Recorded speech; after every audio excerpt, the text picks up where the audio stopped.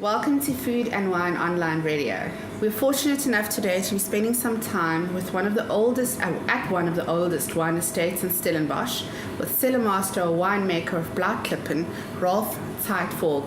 Welcome, Ralf. Thank you very much. I just got goosebumps now when you say with one of the oldest winemakers. Well, one of the oldest wine estates, and I'm sure he's not one of the oldest winemakers. Ralf, just give us a brief history about Blaauwklippen, the estate. Well, just to make the point, I'm not a founder. But Blaauwklippen dates back to 1682. And with that, of course, it is one of the oldest wine estates in the Cape. It has been the first settlers that came out from the Constantia side to crossing over the Eerste River into the Boerland. And it has been Dutch potters. They came here, and it has been in the tax, the tax papers of the Dutch shipping company registered that Blaauwklippen, the farm, has been given to the family Visser in 1682 to farm. After that, That's no problem. After that, it went on, and in the meanwhile, we have 15 different owners to report about. One of the most maybe well-known ones is Cecil Rhodes. Cecil Rhodes owned the farm just for one day. Very nice story. He bought the farm because he liked the window shutters so much on the manor house. He bought the farm, he hooked off the shutters, and he sold the farm the same day. The rumors are there that he even made money on that day. So there we go. Such an interesting story. Very, very rich history indeed. But tell us a little bit more about yourself as the winemaker of Blaauwklippen, maybe more history about you. Well, I think the accent somewhere gives the secret away. I'm not South African born. I'm born and grown up in the Black Forest in Germany. Third generation in wine.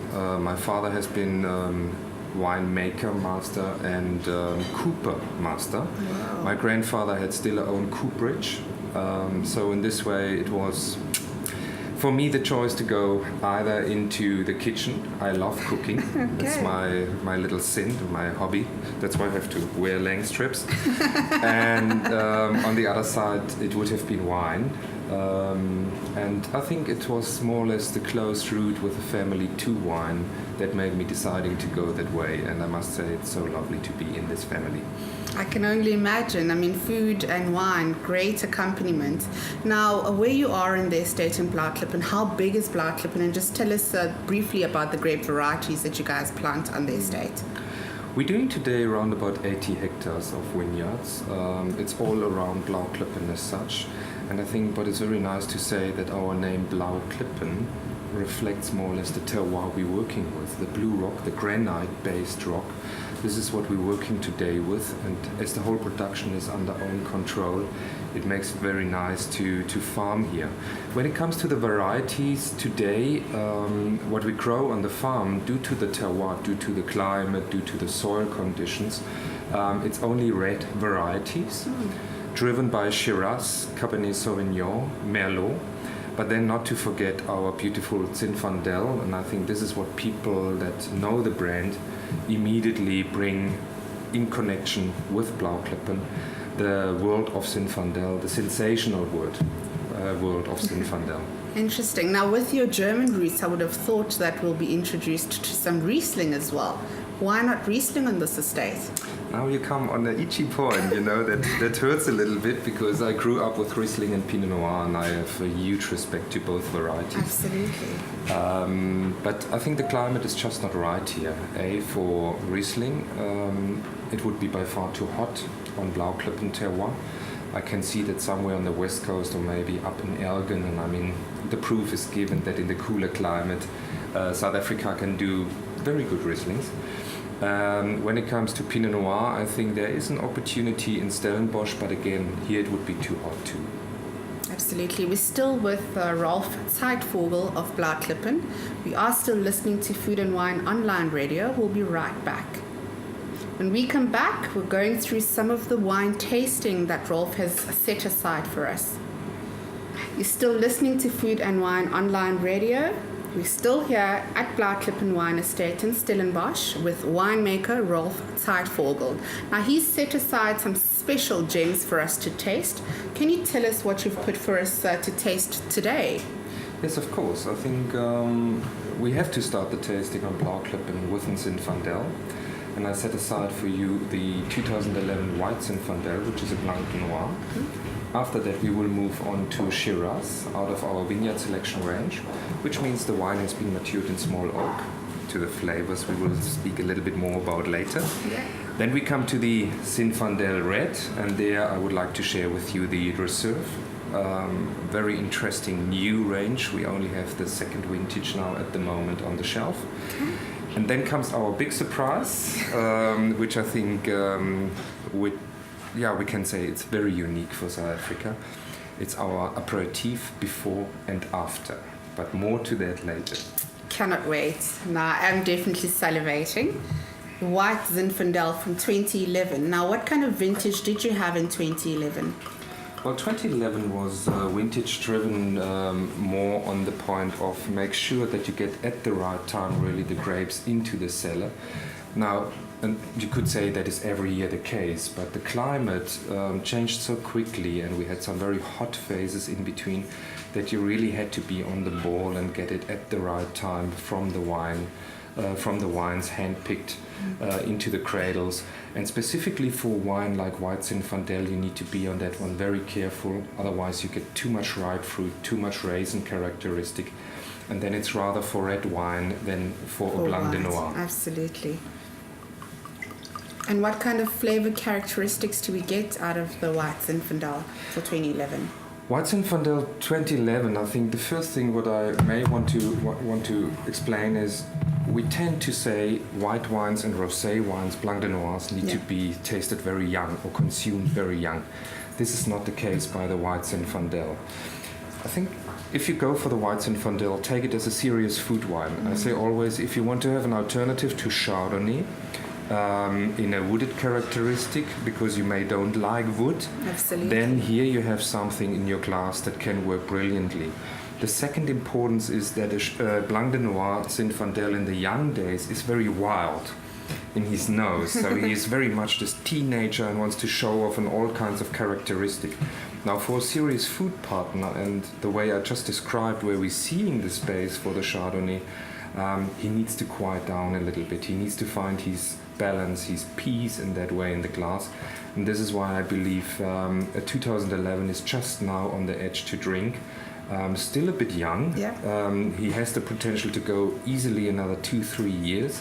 For Blanc de Noir, maybe a bit unusual. Yeah. Get it in that direction like a champagne. The champagne gets better with the age. Absolutely. And this is exactly what you have here with the Blanc de Noir as well. Now my palate is definitely wet for this. You're still listening to Food and Wine Online Radio. We'll be right back. We're back with Ralf at Blaauwklippen Wine Estate, readying ourselves for the man of the moment, or the palate of the moment, before and after. Tell us about that. Before and after is an aperitif. Now, aperitif, you would say, why? Before and after then?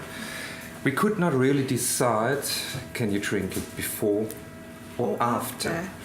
But legally, you have to give it somewhere a guidance, because the consumer needs to know what it is, what is in the bottle. And so we had to put on aperitif.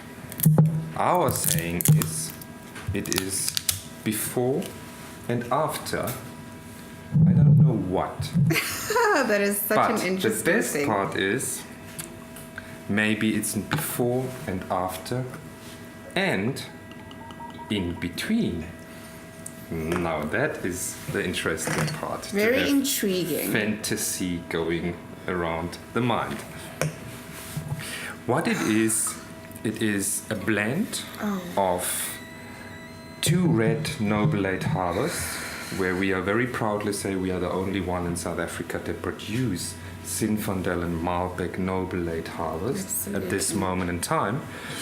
And then we came to this crazy idea by an oops to put some 8-year-old brandy on top of that. And this is what you have here in the glass. The working title, when we actually came to this whole idea to develop it further, we called it Christmas Liqueur. And I think it's the right time of the year, absolutely, to go that way. And when you think about Christmas liqueur, if you go back into Christmas bakery, and for me now going home in the Black Forest where it's winter, where it's cold, and then it's about, you have a lot of chocolate, nut, you have dried fruit available, you have vanilla spice available. All of that is for me reflecting here in this aperitif. And then comes this nice surprise on the palate. It is like a liqueur, but it finishes off rather dry.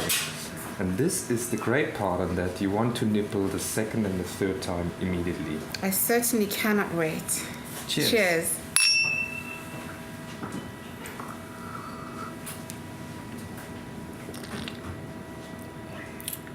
Oh, it is indeed heaven in a glass. Now, the conundrum would be whether you have it before or after. Or in between. Or certainly in between. And it's light that it can be in between with 16 alcohol, so it's not too heavy. And this way you can also keep it for a while. Important is keep it cool, and you will have lots of fun with it. How much of brandy was actually blended into this wine? It's a very little percentage at the end of the day. The brandy just helps to carry the flavors of the noble aids and give him this little bit of stability that it also needs. Because when you open it, a lot of people cannot resist and they finish the bottle. No, but there are some that have a behavior. I would definitely understand why they cannot resist. If you get this in the nose, I keep taking it back because I cannot believe the flavor characteristics that you actually get on the nose of this. Is the Malbec grown on this estate as well? The Malbec is grown on the estate. Of course, the Zinfandel is grown on the estate. Yes. And you get also both noble aids, the Zinfandel as well as the Malbec, as a single variety wine in the tasting room for taste. Wonderful. Thank you so much for your time, Ralf. It has indeed been a journey of Blaauwklippen, and before as well as after. So it has definitely been an honor for me to have gone through this tasting with you, and I definitely do share your passion and understanding in generally the Zinfandel grape. I think a lot can be learned from you and estates like yours in terms of how to actually do well with the grape, especially in South Africa. Thank you again for your time. Thank you very much for your visit.